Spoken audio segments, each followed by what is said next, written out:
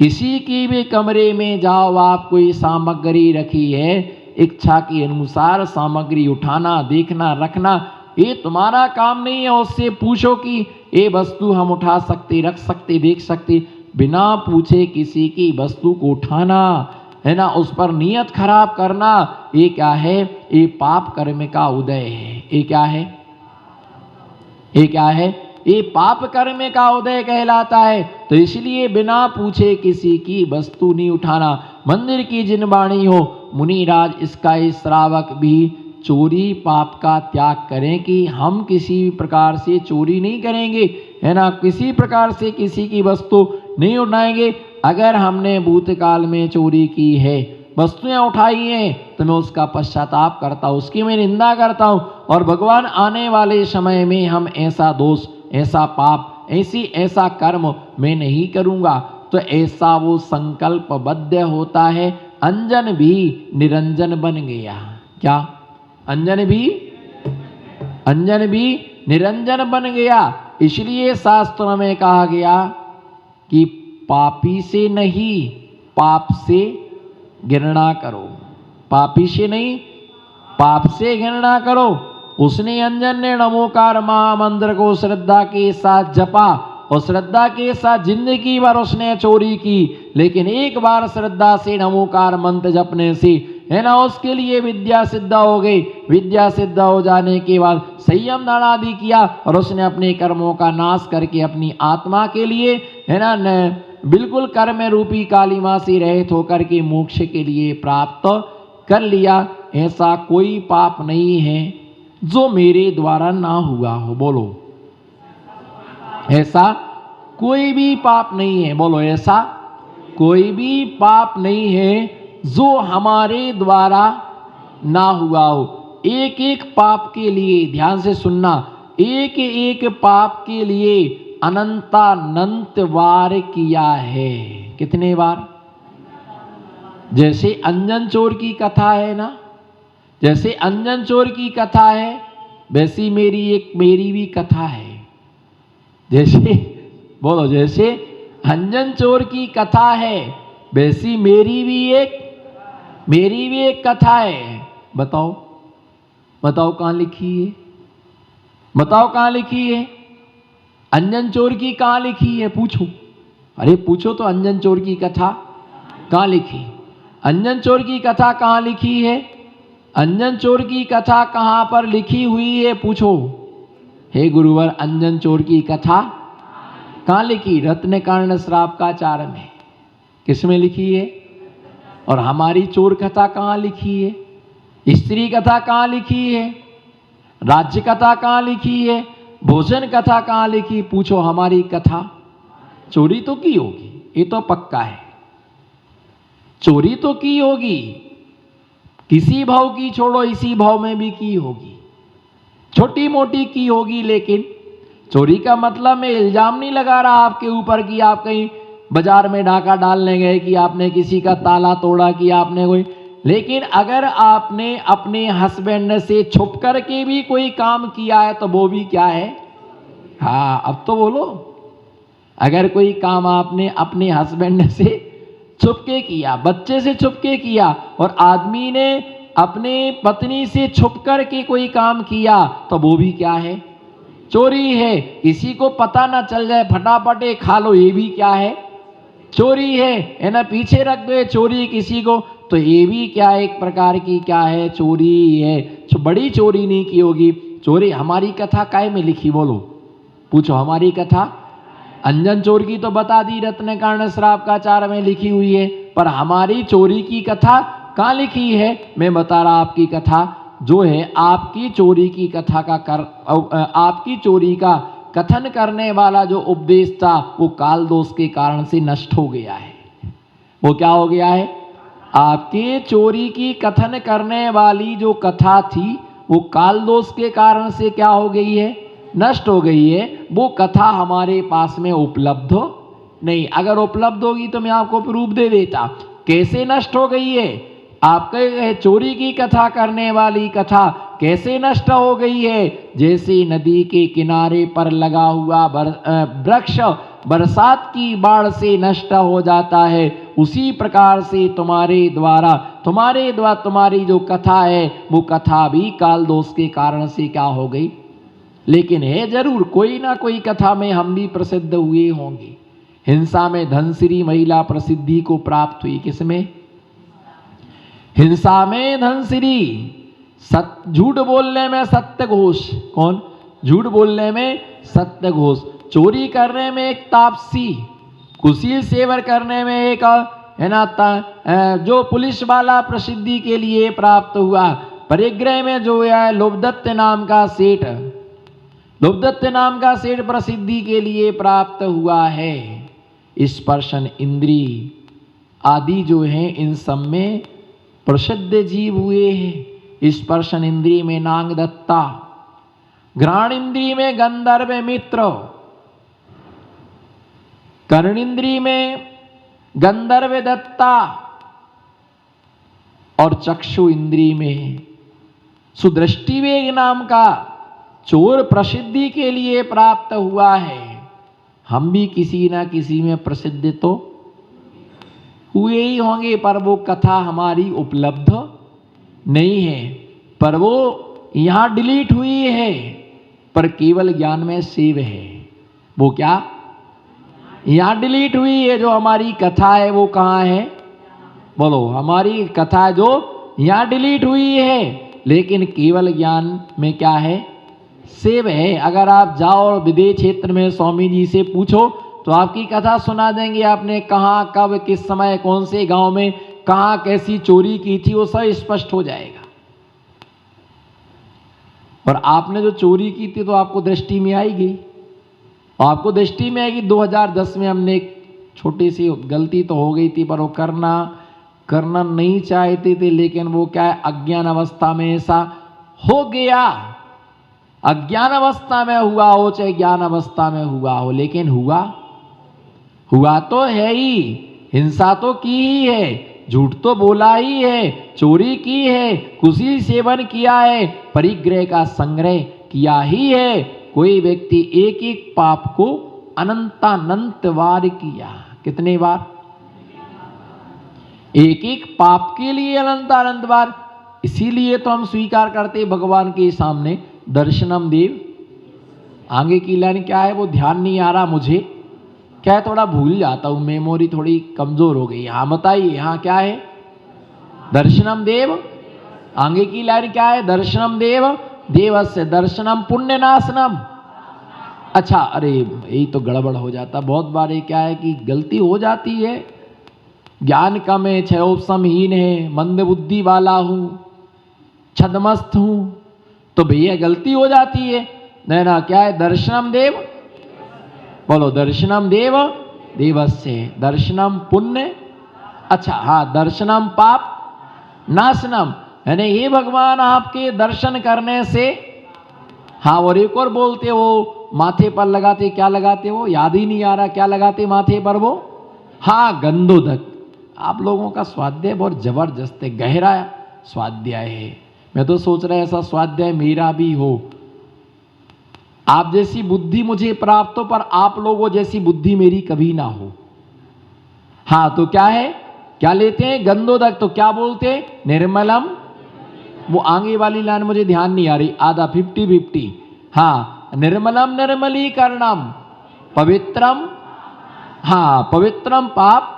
याद आ गया। कोई बता दे तो फिर पूरा याद आ जाता है। निर्मलम निर्मलीकरणम पवित्रम पाप। हाँ, निर्मल भगवान आपके चरणों का गंधोदक लेने से पहले जो हिंसा की थी वो पाप क्या हो जाता है? नष्ट हो जाता है। पहले जो झूठ बोला था वो पाप नष्ट हो जाता है, पहले चोरी की थी वो पाप नष्ट हो जाता है। तो इस प्रकार से चोरी का वो त्याग कर देता है कि पहले चोरी की थी उसका मैं पश्चाताप करता हूं, अब मैं कभी भी चोरी नहीं करूंगा। दूसरा मुनिराज का महाव्रत होता है। आचार्य कुंद स्वामी लिखते हैं नियम सार नाम के ग्रंथ में, गामे वर्णरेवा रणेवापेक्ष ऊर्ण परे मत्थम जो मुंचति गण भावम तुरीवदम होता सेव। आचार्य भगवान लिखते हैं कि ग्राम में पड़ा हुआ, रखा हुआ, भूला हुआ, चाहे वह सोने की वस्तु हो, चाहे वह चांदी की वस्तु हो, चाहे वो कागज की वस्तु हो, चागे की वस्तु हो, चाहे वो मिट्टी की वस्तु हो, किसी भी वस्तु को बिना पूछे हाथ भी नहीं लगाना। जो मुंचदीगण भावम, जो ग्रहण करने के भाव को छोड़ता है, तिथि वदम होदितस्येव, उसका तिथि अचोरी महाव्रत होता है। कौन सा होता है? तिथि उनका अचोरी महाव्रत होता है। बिना पूछे किसी की वस्तु के लिए नहीं उठाते। यहाँ तक कि जिस स्थान पर रहते हैं, जिस बस स्थान पर रहते हैं, मुनिराज के रहने के स्थान का नाम क्या है? रतलाम की चैतन्य आत्मा हो बताओ। जिस स्थान पर मुनिराज रहते उसका नाम कमरा क्या है भैया? बोलो। कमरा, रूम, महाराज जी का रूम। बोलो। महाराज जी का रूम, महाराज जी का कमरा, महाराज जी का हॉल। जिस स्थान पर महाव्रती ठहरते हैं उस स्थान के लिए वसति का कहा जाता है। क्या कहा जाता है? बोलो। क्या कहा? वसति का। जहां वो बसते हैं उसका नाम वसति का है। पर्वत, गुफा, पर्वत, गुफा, कंदरा। पर्वत, गुफा, कंदरा, कोटर, क्वार्टर।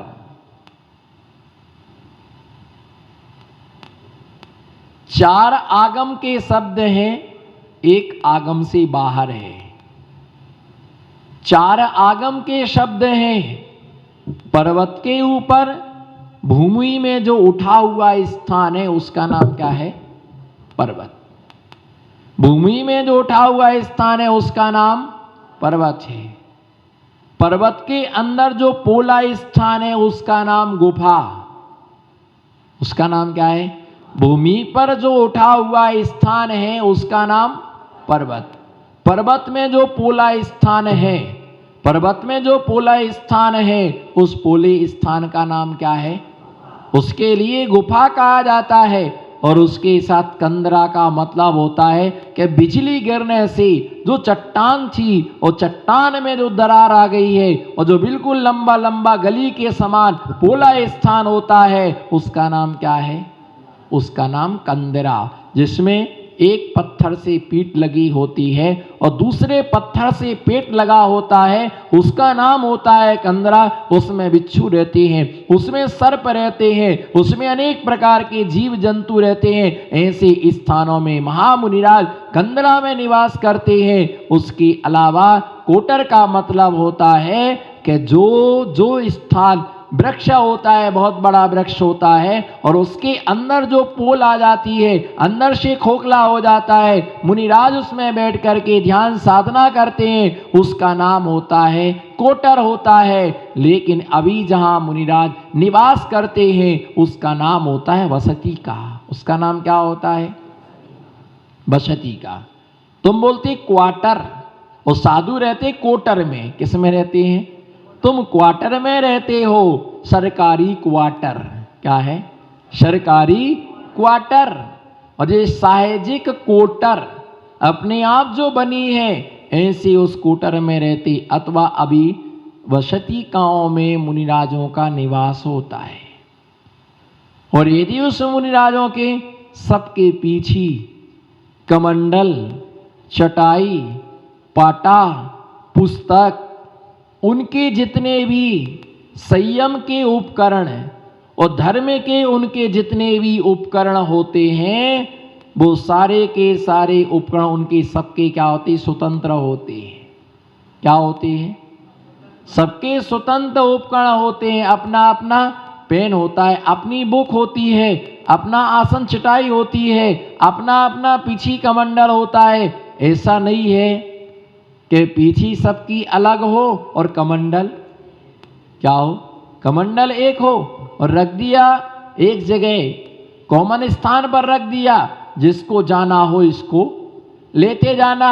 नहीं, कमंडल भी क्या होता है, अपना अलग अलग होता है। अब मान लीजिए अपना कमंडल यहां नहीं है,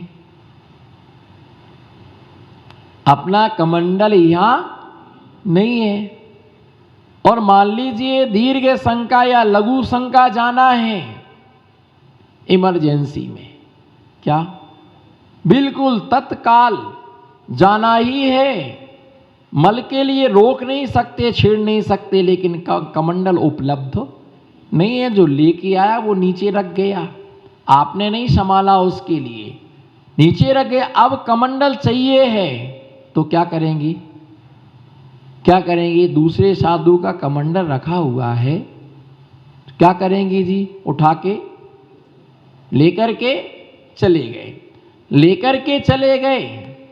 किस व्रत में दोष लगा, यही तुम्हारे द्वारा अचोर व्रत में अतिचार लग गया। तुम कमंडल लेकर के गए और उसने साधु ने कह दिया कि तुम मेरा कमंडल बिना पूछे तुम कैसे ले गए। उसी समय उसको भी लघु शंका जाना हो, आकुलता व्याकुलता हो सकती है, ये तुमने चोरी नाम का क्या किया है, दोष किया है।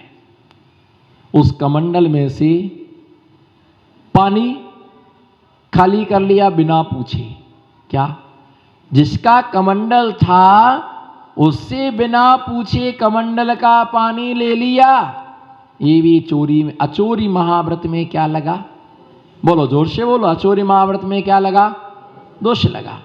जिस साधु का पाटा है बिना पूछे यदि उसके पाटे पर कोई पूज्य बैठ जाता है, अचोरी महाव्रत में क्या लगा, दोष लगा। किसी का पेन, किसी का पुस्तक, किसी की डायरी, किसी का चटाई उठा करके तुमने उपयोग कर लिया, ये तुम्हारे अचोरी महाव्रत में दोष लगा। तो क्या करें, लघु शंका जाना था, चले गए, वो सामने नहीं, अगर वो सामने है तो उनसे क्या करना, पूछना, हम आपका कमंडल ले लें। चूंकि वो मना नहीं करेंगे क्योंकि धर्मात्मा है, मना नहीं करेंगे वो, पर उनको पूछना तो, हाँ हाँ आप लीजिए आपका कमंडल, महाराज श्री आपका कमंडल ले लें, लघु शंका जाना, हमारा कमंडल उपलब्ध नहीं है, हाँ हाँ लीजिए कोई बात नहीं, बिल्कुल आपका ही है। वो ऐसा अपना मनोउद्गार व्यक्त करेंगे, हमारा सौभाग्य ले जाइएगा कोई बात नहीं।